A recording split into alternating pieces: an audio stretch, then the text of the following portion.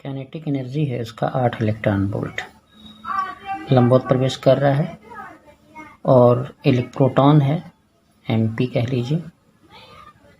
और फिर बोला है कि एक ड्यूट्रॉन है यानी ड्यूट्रॉन जो 2 MP के बराबर है, ये गति कर रहा है। ठीक है, तो आपको बताना है कि जब उसी चुंबकीय क्षेत्र में गति करे तो उसकी गतिज ऊर्जा क्या होगी। देखिए काइनेटिक एनर्जी का जो सूत्र है R संबंधित √2mk/qb होता है। एक चीज़ देखिए, इसमें चेंज होने वाली केवल 2 चीज़ें हैं। तो R प्रोपोर्शनल हम कह सकते हैं mk रूट में, तो R1/R2 बराबर हो जाएगा √m1/m2 इंटू k1/k2। ये मान आपस में बराबर है, R1 R2 का मान बराबर है क्योंकि वो उसी पथ पे गति कर रहा है। ठीक है, तो एक बराबर हो जाएगा √m1 m2 k1/k2। ठीक है, अगर हम वर्क कर दें तो सारे हट भी जाएंगे। ठीक है ना, हटेंगे तो ये हो जाएगा m1/m2 इंटू k1/k2 बराबर 1। मान रख दीजिए, हल हो जाएगा। जैसे पहला वाला प्रोटॉन है, पहला वाला प्रोटॉन को आप रख लीजिए MP करके। दूसरा वाला न्यूट्रॉन है जो दुगना है और काइनेटिक एनर्जी पहले थी 8 इलेक्ट्रॉन वोल्ट और बाद में आपको ज्ञात करनी है। तो ये कैंसिल हो गया, ये आपका 4 इलेक्ट्रॉन वोल्ट आया, यानी K2 बराबर आएगा 4 इलेक्ट्रॉन वोल्ट। क्लियर हो गया, यही आंसर है आपका। फिर उसके बाद दिया हुआ है कि इतने टेस्ला के चुंबकीय क्षेत्र, यानी ये B है 0.4 टेस्ला, इतने व्यास यानी त्रिज्या कितनी हो जाएगी 1/2 × 10⁻² सेंटीमीटर। पथ पर इतने का वैद्युत क्षेत्र लगा है, ये हमारा हो गया 200 वोल्ट प्रति मीटर का वैद्युत क्षेत्र और पथ सरल रेखीय हो जाता है। ध्यान रखिए कि E/m का मान ज्ञात करना है। E/m का मान ज्ञात करना है तो आपका सूत्र जो होगा वो देखिए ध्यान से, R बराबर होता है mv/qb। ठीक है ना, इसमें से E/m का मान ज्ञात करना है। तो R का मान अगर रखना चाहें रख लें, mq को छोड़ दीजिएगा। R का मान हो जाएगा 1/2 10⁻²। m और q छूट गया। भी के लिए सुन लीजिए, E/b होता है भी, तो आप यहाँ पे ना चाहते हुए E/b इंटू b कर सकते हैं। ठीक है, अब क्या करना है आपको, m/q अगर करें तो ये दोनों ऊपर आ जाएंगे, तो ये b ऊपर आ जाएगा। ठीक है, ये b दोनों और नीचे आ जाएंगे आपके E। अब यहीं आप मान रख दीजिए, हाफ वेबर कितना है 0.4 बट्टे आपका E कितना है 200। ठीक है, तो m/q का मान ये है, तो q/m करना चाहेंगे तो क्या लिखेंगे, q/m, तो ये लिखेंगे आप 200 बटे 1/2 × 0.4। हम कर सकते हैं 2 शून्य ऊपर आपका ये बढ़ जाएगा इसका वाला और नीचे हो जाएगा, ये 2 ऊपर भी चला जाएगा, ये 4 × 4 बचा। ठीक है, तो यहाँ पे 2 2 4। ठीक है, यहाँ पे देखिए ये हो जाएगा 4 1 2 3 4 बटे 4। तो q/m का मान जो हो जाएगा, यहाँ 1 4 से 1 4 कट गया, तो यहाँ आएगा 4 शून्य बटे 4, यानी 25 चौके 100 अगर हम काटते हैं ये कट जाएगा, तो ये 2500 आएगा, यानी q/m बराबर आ जाएगा 2.5 × 10⁻³ कूलाम प्रति मीटर kg। अगला सवाल देखिए, ये एक इलेक्ट्रॉन है, इतने वेबर मीटर स्क्वायर के चुंबकीय क्षेत्र में चल रहा है, यानी ये b का मान हो गया 10⁻2 वेबर प्रति मीटर स्क्वायर। वेग है इसका 10�7 मीटर पर सेकेंड, जिसकी त्रिज्या हो गई 0.60 सेंटीमीटर को मीटर कन्वर्ट कर लीजिए। ये दिख रहा है, ये आपके मान रहे और E/m का मान आपको निकालना है। ठीक है, अब यहाँ देखिए हम वही सूत्र लगाएंगे, R बराबर mv/qb, है ना। अब एक ही बार सूत्र फाइनल कर देते हैं। अगर q/m लिखना चाहेंगे, ठीक है, तो ये हो जाएगा v/rb।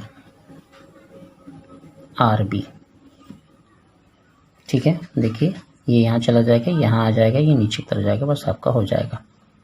तो v का मान आपका है 10�7, r का मान है आपका 0.6 × 10⁻², b का मान है आपका 10⁻²। ठीक है, अब इसे हल करेंगे तो ये हो जाएगा आपका, ये दो ठो ऊपर चले जाएंगे तो आपको हो जाएगा 10⁻7 × 11, ये 10/6, इसका दशमलव ऊपर कर दिए हैं, तो ये हो जाएगा तो आपका 5/3 10⁻11, यानी 3 × 1 = 3 और 3 × 6 = 18, ऐसे 10⁻11। ये हो जाएगा q/m का मान कूलाम प्रति kg। ये आंसर हुआ। देखिए एक सवाल ये है, एक इलेक्ट्रॉन है, विलंबवत कार्य कर रहा है, इतने सेंटीमीटर की त्रिज्या का वृत्तीय पथ चलाता है, चुंबकीय क्षेत्र को दुगना कर दिया जाए। देखिए एक समान चुंबकीय क्षेत्र में इलेक्ट्रॉन अविलंबित गति कर रहा है, घुस रहा है, तो वृत्तीय पथ पर चलते हैं, चुंबकीय क्षेत्र को दुगना कर दिया जाए तो वृत्ताकार मार्ग की त्रिज्या। देखिए अभी हम पढ़े थे कि R बराबर mv/qb। सबसे ज़्यादा इस सूत्र का सवाल आता है, इसलिए हम आपको दे रहे हैं। अब देखिए आपको कुछ नहीं चेंज करना है, सब चीज़ वही है, चेंज दो लोग हो रहे हैं केवल, चुंबकीय क्षेत्र और त्रिज्या। तो R प्रोपोर्शनल हम 1/b लिख सकते हैं, यानी R1/R2 बराबर हम B2/B1 लिख सकते हैं। ये तो समानुपाती है। पहले की त्रिज्या यानी A वाली त्रिज्या आपकी 2 सेंटीमीटर है, R2 आपको निकालना है। पहले जो था वो था, बाद में चुंबकीय क्षेत्र को दुगना कर रहा है, यानी 2b1 कर दिया, ये कट गया, तो 2/R2 बराबर 2/1, यानी R2 बराबर हो जाएगा 1 सेंटीमीटर। ये आपका आंसर होगा। अगला सवाल है, दो लंबे सीधे तार जिसमें इतने एम्पीयर की धारा बह रही है। दो सीधा लंबा तार है और इसमें धारा जो बह रही है एक दूसरे के समांतर इतनी दूरी पे, इसमें जो धारा बह रही है वो दोनों में 5-5 एम्पीयर की है, यानी I1 और I2 का मान ये रहेगा। इसके बीच की दूरी है 2 सेंटीमीटर, यानी R का मान हो जाएगा ये 2.5 सेंटीमीटर, मीटर में चेंज कर लेंगे। तारों में 10 सेंटीमीटर दूरी यानी L का मान 10 सेंटीमीटर है, इसको भी आप चेंज कर लेंगे। तो बल पूछा है, तो समांतर धारावाही चालक पर बल का सूत्र ये है I1 I2 बटे में R इंटू L। इसका मान होता है 2 × 10⁻⁻7 और I1 का मान 5, I2 का मान 5, इसका 10⁻⁻2 और R का मान हो गया आपका 2.5 × 10⁻2। ये 2 इससे कट गया, ये आपका कट सकता है, तो ऐसे काट देते हैं, 2.5 दूना 5, तो F बराबर हो जाएगा, देखिए 2 × ये 2, ये 5, ये 10 और 10⁻⁻7, तो F बराबर हो जाएगा, ये दोनों 10 हो जाएंगे, तो ये 10 की पावर 2 हो गया, 2 ठो मिलके 10⁻⁻7 हो गया। F बराबर हो जाएगा 2 × 10⁻⁻5 न्यूटन। आंसर होगा ये। ठीक है, एक और देखिए, दो समांतर तारों के बीच की दूरी ज्ञात करें जबकि क्रम से इतने एम्पीयर की धारा बह रही है। ये दो समांतर तार हैं जिसमें धारा बह रही है, I1 है 100 एम्पीयर की और I2 है आपकी प्रतिकर्षित करते हैं तो उल्टा होगा धारा की दिशा 20 एम्पियर की। एक दूसरे पर इतने न्यूटन का बल आरोपित करते हैं, यानी F/L का मान दिया है 0.08 न्यूटन प्रति मीटर। आपको इसके बीच की दूरी ज्ञात करनी है। तो देखिए सूत्र है आपके पास F/L बराबर μ0/2 बाई I1I2/R। ठीक है, तो F/L का मान हो गया 0.08 बराबर ये 2 × 10⁻⁷, I का मान हो गया 100 × 20/R। तो R बराबर हम लिखेंगे तो 2 × 10⁻⁷, ये हो जाएगा 2 × 10⁻3/0.08। ठीक हो गया। अब थोड़ा और हल कर लीजिए, थोड़ा सा और हल करना बाकी है आपका। ये 4 हो जाएगा और 10 के घात ऊपर जो बच रहा है ये 4 3 7, यानी ये बचने का, इसका 2 शून्य ऊपर ले जाएंगे तो आपको ऐसे मिल जाएगा और ये 8 हो जाएगा। 4 दूना 8 हो गया ना ये, और 2 पच्चे 10, 50। तो R बराबर हो जाएगा 50 × 10⁻⁴, यानी R बराबर हो जाएगा 5 × 10⁻³ ये मीटर कर लीजिए, या आप और कम लिखना चाहते हैं 10⁻³ ये इतना मिलीमीटर कर लीजिए। ठीक है, इस सवाल को थोड़ा सा फोकस करिएगा। 2 लंबे क्षैतिज तार एक दूसरे से 2 सेंटीमीटर की दूरी पर ऊर्ध्व तल में रखे हैं। ऐसे रखेंगे ऊर्ध्वाधर। 2 सेंटीमीटर दूरी मतलब R बराबर 2 सेंटीमीटर, यानी 2 × 10⁻² मीटर। ठीक है, एक ही दिशा में इनमें धारा बह रही है और समान धारा है, एक ही दिशा में बह रही है मतलब आकर्षण बल लग रहा है, यानी I1 I2 का मान एक समान है, I मान लीजिए, और इसके तार का द्रव्यमान जो है इतने किलोग्राम प्रति सेंटीमीटर क्यूब है, यानी कि आप F/L अगर कहें इसको तो 50 मिलीग्राम भार बटे सेंटीमीटर में है। ये हम आपको न्यूटन में चेंज कर दिए, तो इसको अगर थोड़ा सा चेंज कर रहे हैं तो 50 मिलीग्राम को 10⁻³ लिखते हैं तो ग्राम हो जाएगा। भार के लिए 10 का गुणा कर दीजिए तो न्यूटन कन्वर्ट हो जाएगा, बटे सेंटीमीटर को मीटर कन्वर्ट कर लीजिए तो ये मीटर हो जाएगा, क्योंकि न्यूटन प्रति मीटर अब ये मान हो गया। अब थोड़ा सा और चेंज करते हैं हम लोग, केजी होना चाहिए यहाँ पे, तो 50 × 10⁻³ ये ऐसे हो जाएगा, और ये हो जाएगा 10/10⁻² न्यूटन प्रति मीटर। अब आपको जो निकालना है वो देखिए, है ना। अब आपको समान कितनी धारा बह रही है तारों में ना, I का मान I1 I2 का मान निकालना है, तो ये बराबर होता है μ0/2 बाई I1 I2/R। क्लियर हो गया इतना। अब इसका हम सहारा लेंगे, तो देखिए ये इसके साथ कट जाएगा, इसमें से कम हो जाएगा, तो 50 × 10⁻³ हुआ, इसका मान रख दीजिए 2 × 10⁷ हुआ, I सेम है, I² कर सकते हैं, और R का मान आपका दिया हुआ है 2 × 10⁻², ये 2 से 2 भी कैंसिल हो गया। ठीक है, तो 50 × 10⁻³ ये ऊपर कर देंगे तो 10⁵ माइनस का I, ये हो जाएगा आपका I²।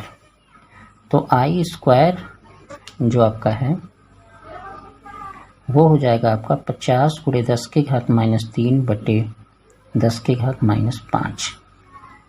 ठीक है, तो I² बराबर ये ऊपर चला जाएगा तो 2 शून्य ये कट करके -2 देगा, यानी 100 ऊपर और बढ़ जाएगा, तो I² बराबर हो जाएगा आपका 50 का हो जाएगा 25 × 2 × 100।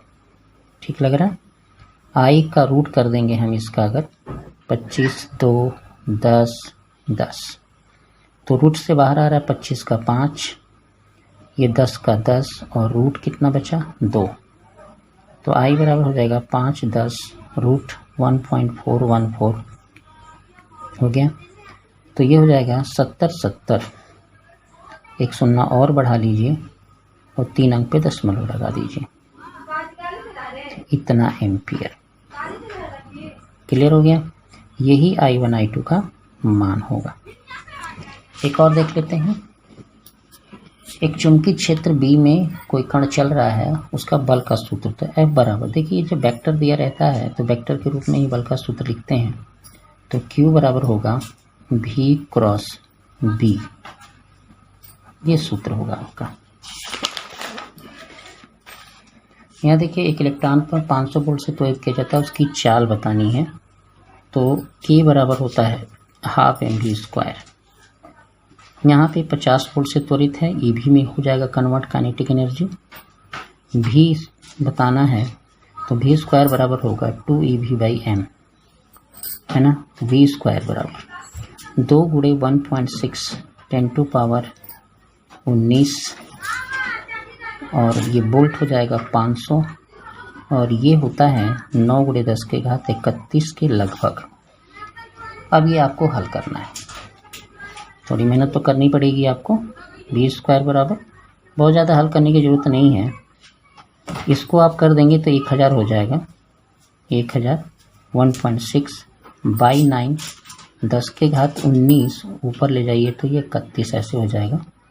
इसको दे दीजिए, इसको अगर एक शून्य दे देंगे तो 100 16 9 10⁻31 में से 19 घटा देंगे आप तो 9 2 11 2 आएगा, यहाँ से 2 में से 1 12 आ जाएगा, ठीक है, प्लस का।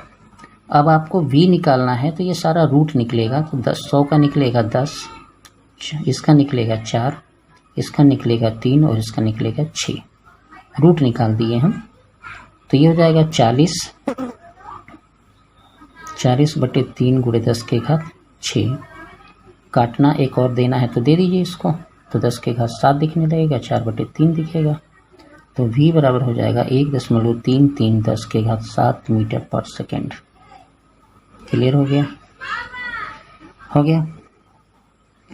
अब इसमें देखिए, चलिए ये रहने देते हैं, अगली बार के लिए बहुत बड़ा वीडियो बन जाएगा। धन्यवाद।